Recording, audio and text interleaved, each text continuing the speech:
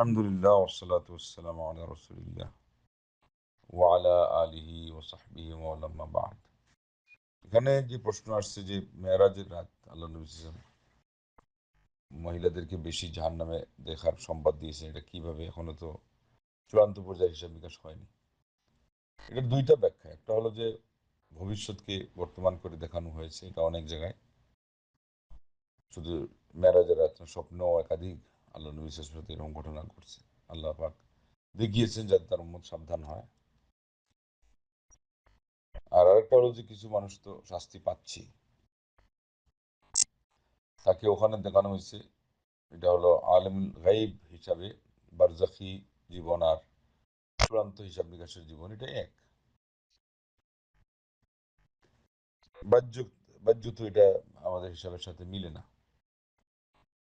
তাকে কবরগুলো আমরা পাচ্ছি না, কিন্তু হিসাব নিকাশের আগে তো আমরা জানি কোথায়, কবরে। কিন্তু আমরা এটাও জানি যে কিছু মানুষকে কবরে শাস্তি দেওয়া হচ্ছে, কিছু মানুষকে আল্লাহ রাব্বুল আলামিন তাদেরকে আয়েশ আরামের ভোগ সামগ্রী এগুলো দিয়ে তাদেরকে উপভোগ করাচ্ছেন। তো এটা কোথায়? তো সেই জন্য এটা হলো আলিমুল গাইব।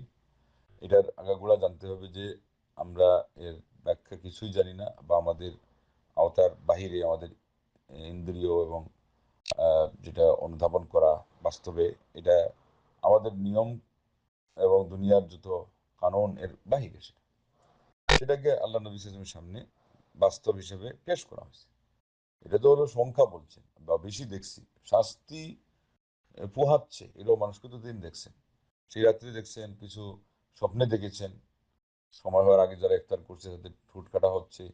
এইভাবে আরো কতজন এতিমের মাল ভক্ষণ করার কারণে তাদেরকে কিভাবে আহ, শাস্তি দেওয়া হচ্ছে। তো এগুলো আল্লাহ নবী সাল্লাল্লাহু আলাইহি ওয়াসাল্লাম চিত্র দেখেছেন। মেরাজ রাত্রেও কিছু হয়েছে, কিছু অন্যান্য সময়। এগুলো হলো এই দুই ব্যাখ্যার অধীনে। এবং এটার মাধ্যমে কশ্চিন কালো এটা বলা যাবে না যে আহ, চূড়ান্ত হিসাব নিকাশের আগে কবরে আযাব বলতে কিছু নাই, অথবা নিয়ামত বলতে কিছু নাই। এটা সম্পূর্ণ ভ্রান্ত একটি আকীদা। সেটার থেকে সবাইকে আগে মুক্ত থাকতে হবে, আল্লাহর কাছে এই ধরনের আকীদা থেকে আশ্রয় চাইতে হবে। কবরের আযাবের ব্যাপারে প্রায় 2 ডজন আয়াত আছে, আর হাদিস তো আরো কত অসংখ্য গণিত। এই জন্য এটাকে এক বাক্যে মানতে হবে যে আমরা ভক্তিতে আল্লাহ মিলে তর্কে বহুদূর।